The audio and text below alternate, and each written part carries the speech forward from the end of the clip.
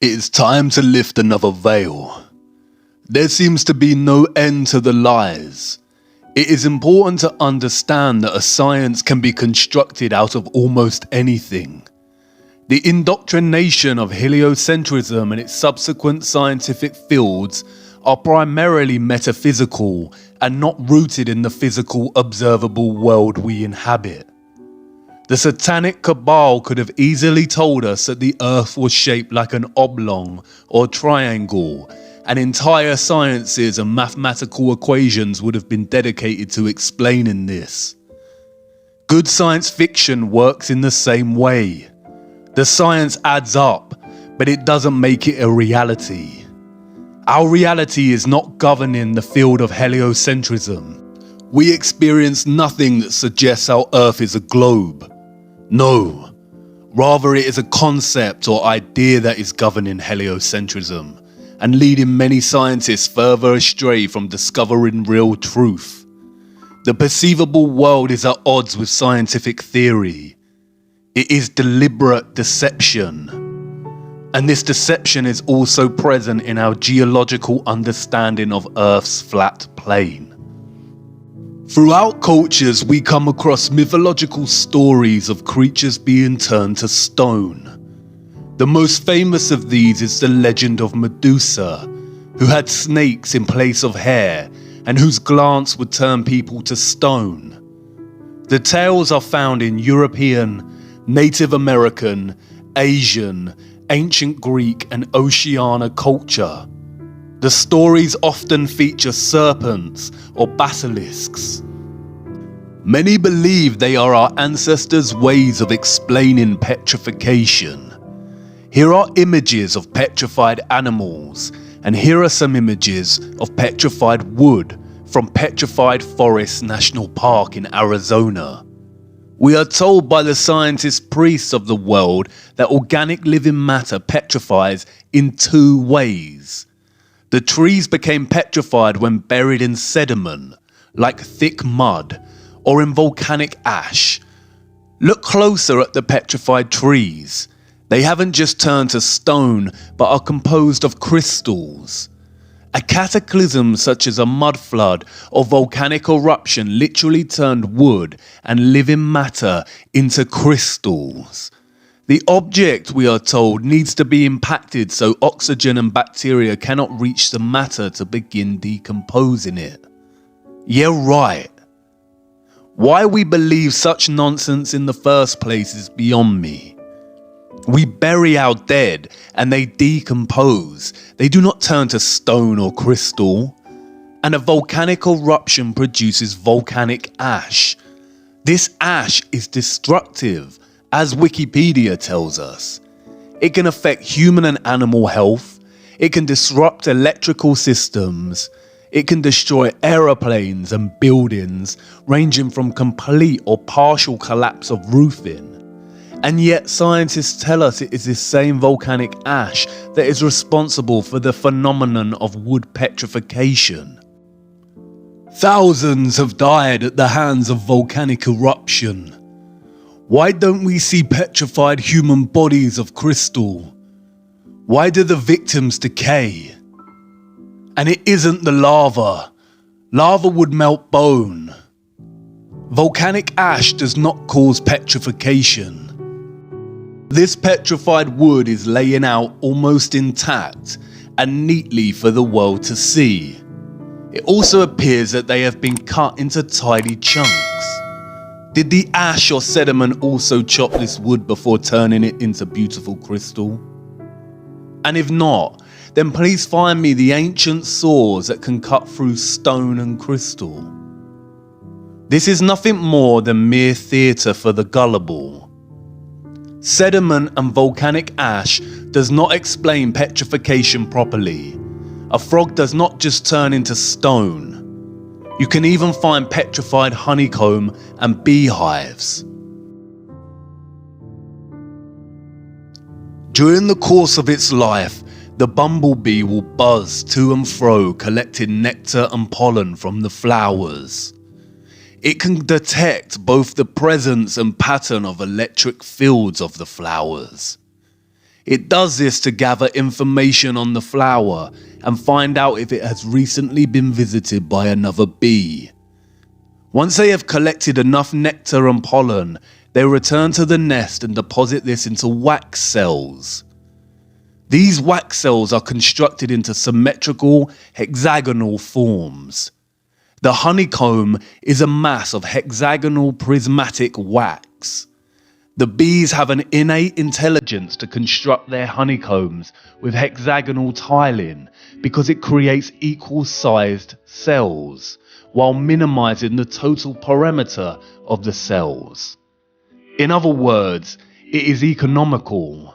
It uses the least material to create a lattice of cells. The geometric efficiency of the hexagon can be seen everywhere in nature. The dragonfly's eyes are composed with hexagonal efficiency. Look, the hexagon is everywhere.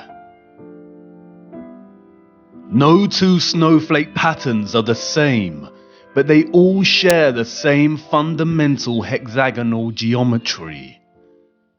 And then there is the case of flax plant stems. As you can see, each individual fiber is hexagonal in shape. This is not an accident. No Kabbalah Ein-Sof randomness, luck of the draw. This is intelligent design. The natural world grows and develops with efficiency.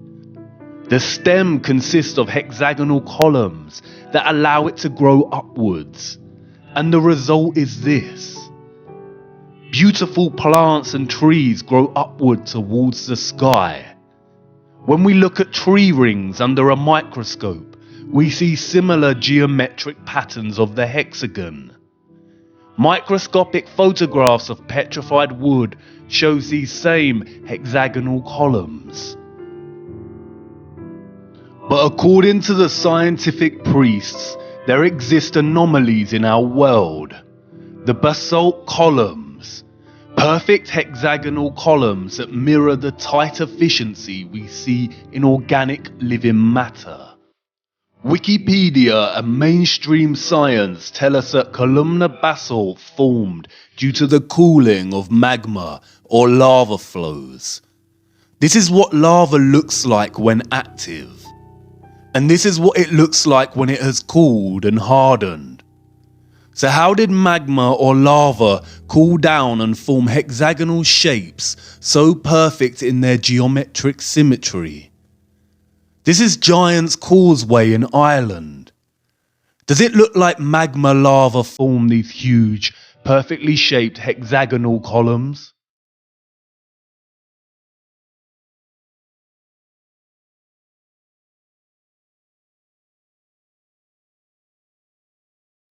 I want you to imagine that you are a child again, beset with curiosity at the wonders of the world.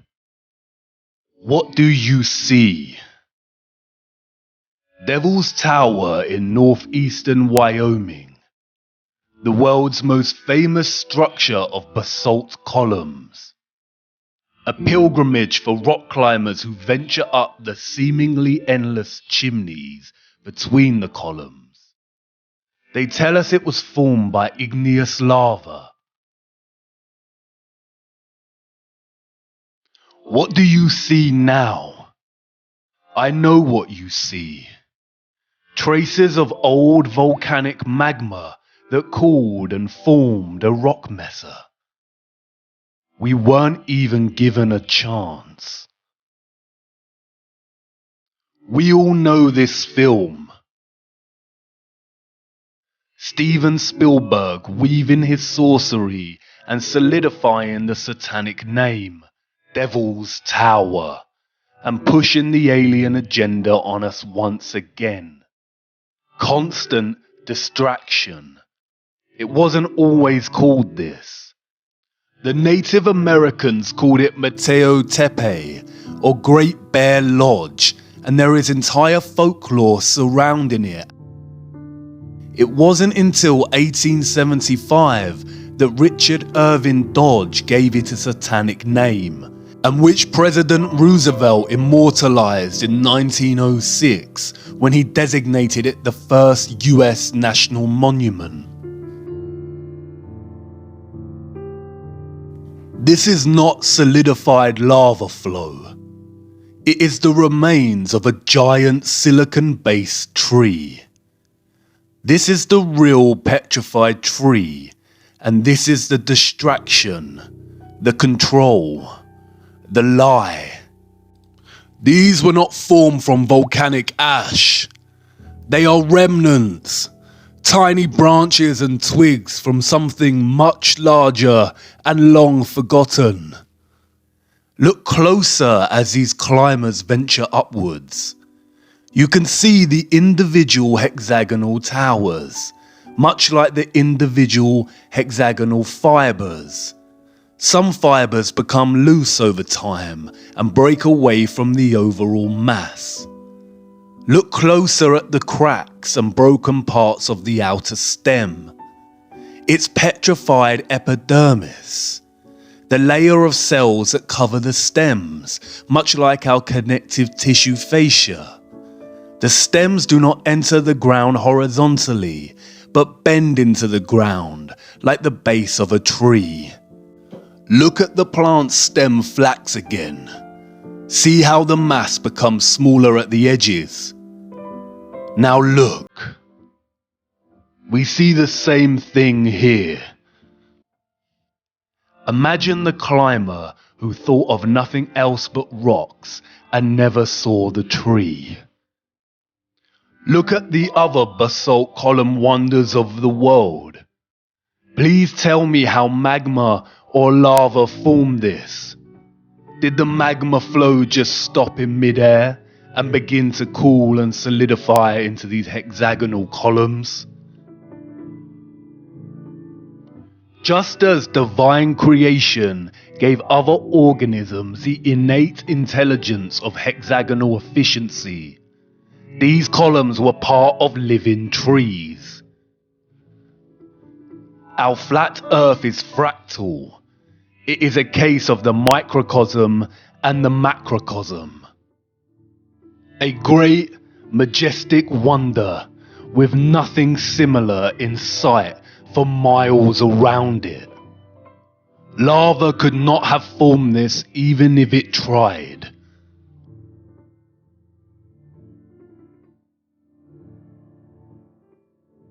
But you didn't notice, did you? Can you not see it? We were born with sight and we've become blind. Your eyes have become traitors over time. Look closer. The top is flat. This tree was cut down.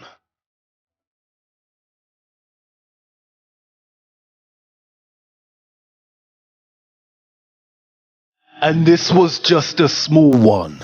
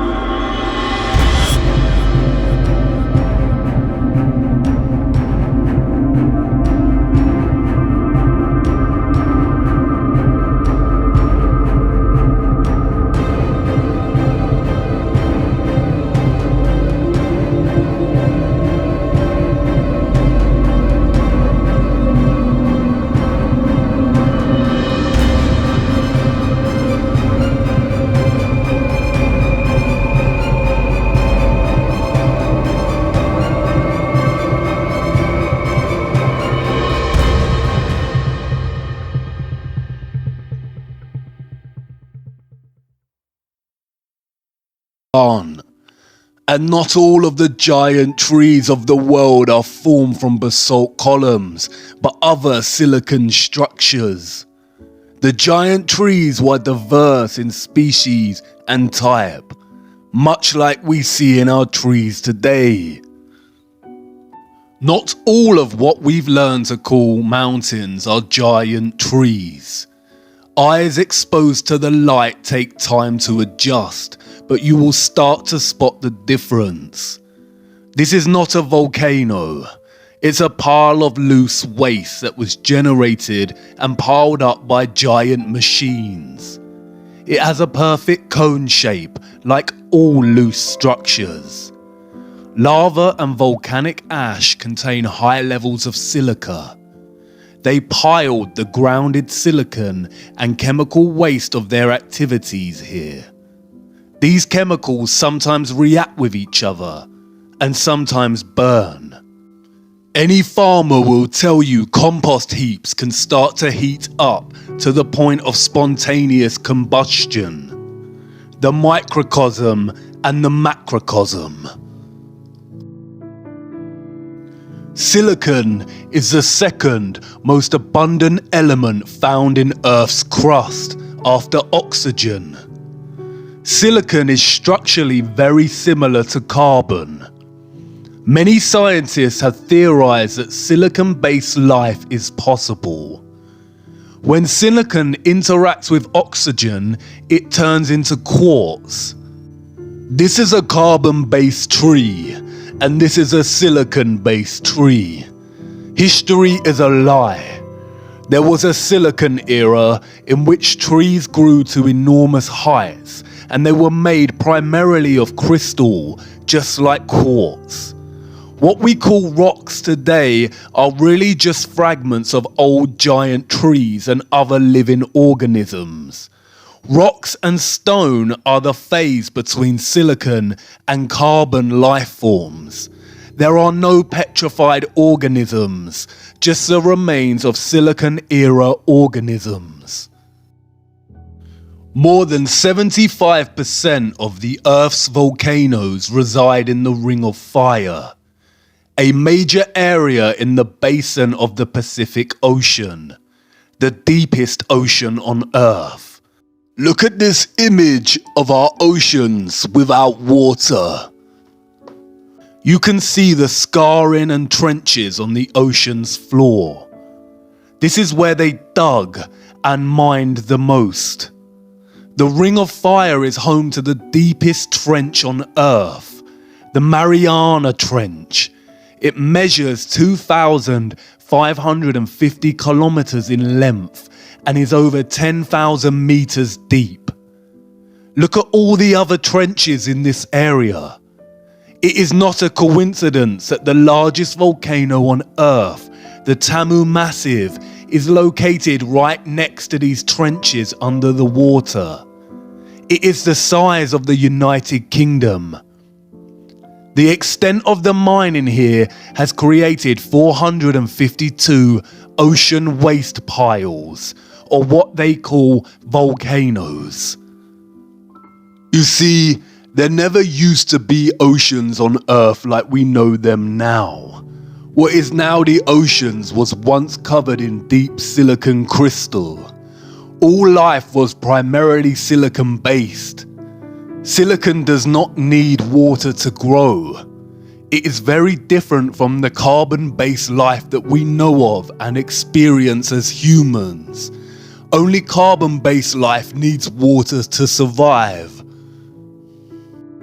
Scientists have found an unusual amount of carbon in the ice of the Earth's poles that dates back thousands of years.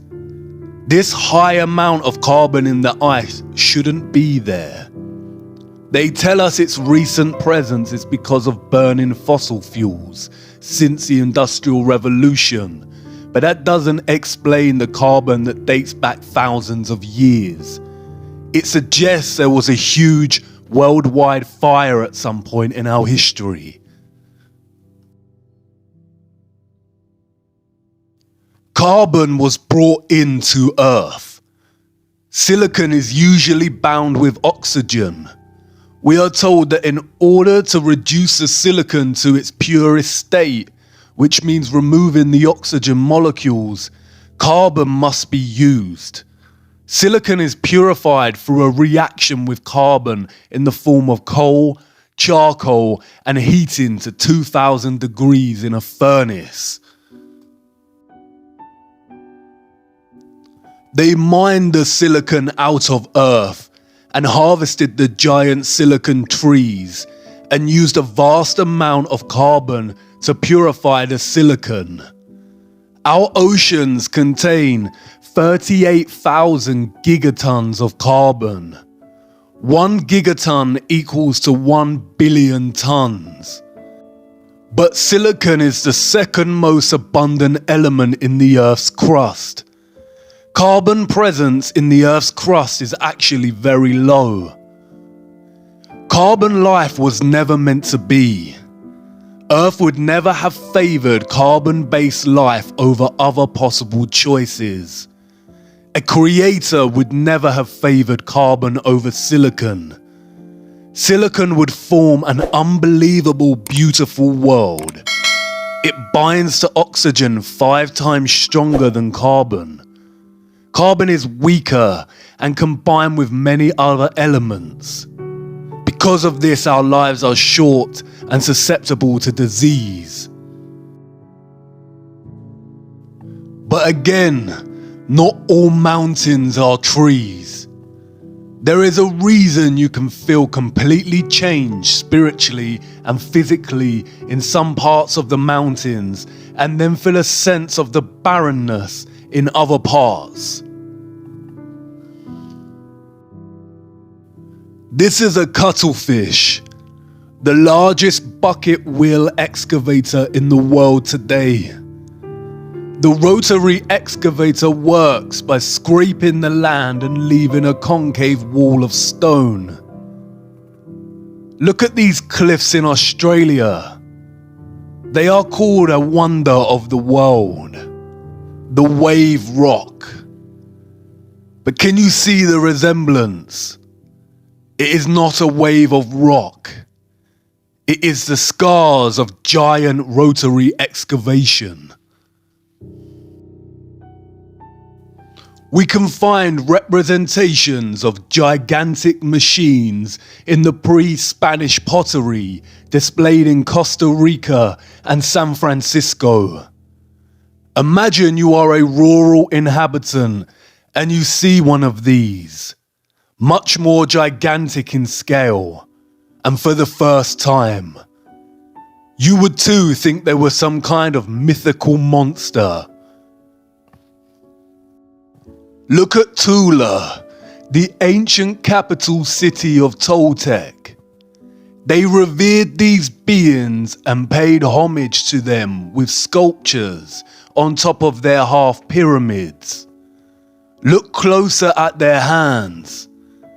They look like they're holding drills or power tools. Look at this drawing. It depicts beings in some kind of metallic suit, with helmets that cover their entire face for protection, and what looks like to be swords in their hands. We are told these artifacts were made before metal was discovered, but that is clearly a lie.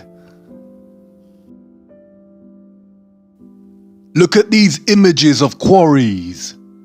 You see the tiered, stepped structure. It is a formed structure with right angles when viewed from above. The excavators take huge chunks of land, and this is the remaining result. They have lied about everything. What they call ravines, cliffs, valleys are nothing more than quarries. Look at the valley passages and limestone cliffs that border it. Massive chunks of land were excavated and carved out. Now look at the rest of our world. Quarried tiered stone. You can still see the traces of machines' tracks on the ground as they gutted the land. It is a wasteland. In some old quarries, there is a lot of moisture and people are able to do farming and plants regrow. This is not a lake. This is a flooded quarry. Look at the Caspian Sea. It is a giant flooded quarry. And these quarries are literally everywhere. Tibet Mountains, a 6,000-meter quarry. Grand Canyon National Park in America, huge quarry. Lake Louise in Canada, flooded quarry. The Red River Gorge in America, quarry. The Peak District in England, a quarry with new growth. The Highlands in Scotland, a tiered quarry system. Snowdonia in Wales, a flooded quarry system. Blue Mountains in Australia, a huge gutted quarry. The Blue Mountains again. Compare this wall to the human marble mining in the Alps. We have to wake up. Tongariro National Park in New Zealand, quarried waste heap. Utah State Park, a huge quarry.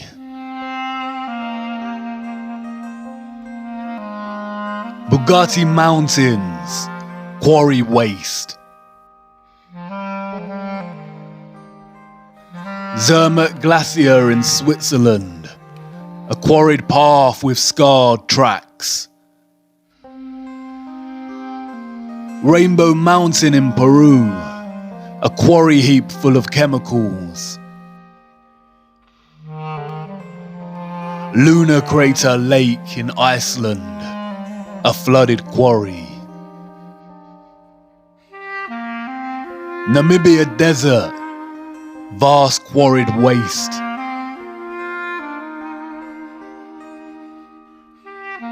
Egyptian Desert, the bottom layer is totally scraped out. Nothing grows here. There is no soil left. Deserts are completely artificial. They are the result of giant-scale mining activities so barbaric that they removed all soil and living life. Australia is a huge quarry with barely any soil, just red dust. The Sahara Desert is gigantic quarry waste. What is sand? It is silica or silicon dioxide. Sand is grounded, fine silicon dust. Just like we see sawdust when cutting down carbon trees. It is the remains of the silicon trees. Baltic amber often washes up on the shores of the Baltic Sea. Amber is fossilized tree resin. 90% of the world's amber comes from here. There is so much amber in the oceans, it shouldn't be there. It is the waste of the large-scale mining of Earth's old gigantic trees. There is not an area on Earth that throughout history has not been mined. There are no natural rocks, mountains, cliffs, ravines, plateaus, canyons, deserts on Earth. Earth is not a spinning planet that's evolved over time. It is an old, flat quarry. They have lied to us about everything and hidden the true barbaric history. A tremendous sin. Did you know that trees communicate via root systems? Through underground network systems, the wood wide web. They communicate via slow pulsing electrical signals. There exists entire cave systems of crystal under the earth. They say caves form from water erosion. But why are there gigantic crystals in so many of them? These are not caves. They are cut-off root systems of our old majestic giant silicon trees. Look at the rivers of our world from above. They look like excavated tree roots, because they are. They gutted our giant trees and their roots. Many river systems are actually the flooded, cut-off root systems of our old, majestic giant silicon trees. It is not a coincidence that many of our giant tree stumps are located within national parks and protected land. It means we can't dig there and discover roots attached to these structures. Hollywood have mocked us and given us a vision that is most likely very similar to Earth's true history. Look.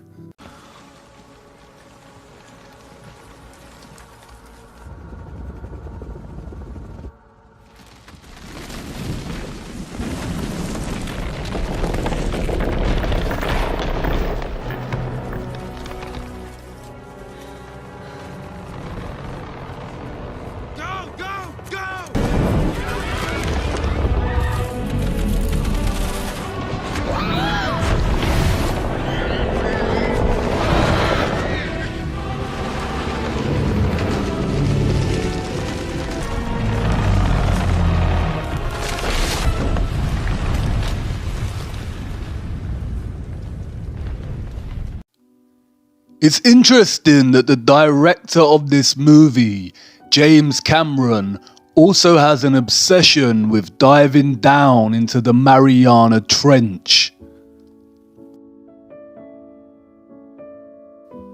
Silicon, we are told, is a powerful semiconductor. It is the primary element that makes computer chips possible. Memory chips and processors would not be possible without silicon. It holds memory. That's why they call our era the Silicon Era, and that's why it's called Silicon Valley. They came and brought in carbon so they could oxidize and retrieve pure silicon from our once beautiful world. It may have looked something like this. Why did they do this? What on earth happened? Carbon life was not supposed to be. If you look closer at the carbon element, we discover that it consists primarily of the isotope carbon-12. The carbon-12 isotope makes up 98.93% of the entire element of carbon. Carbon-12 is composed of 6 protons, 6 neutrons, and 6 electrons. Carbon is number 6 on the periodic table. It is the mark of the beast. Carbon life, human life as we know it, was created by the beast. 666. Maybe that's why humans have such an innate propensity for satanic, barbaric behavior. We must move towards truth, light, and goodness. Everything we have been told is a lie. Our entire history is a satanic fabrication, and the joke's on us. I want to show you something else. Old photographs. They said it was just for preservation and restoration. but you can make your own mind up.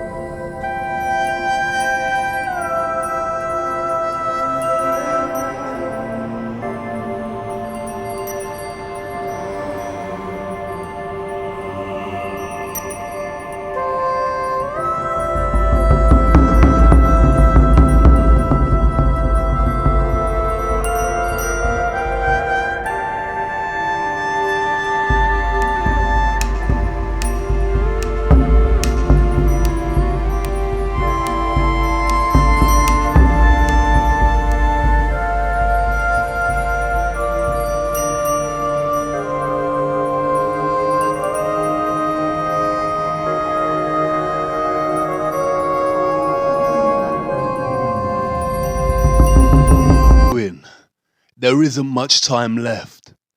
Let's go to episode 12. We're almost there.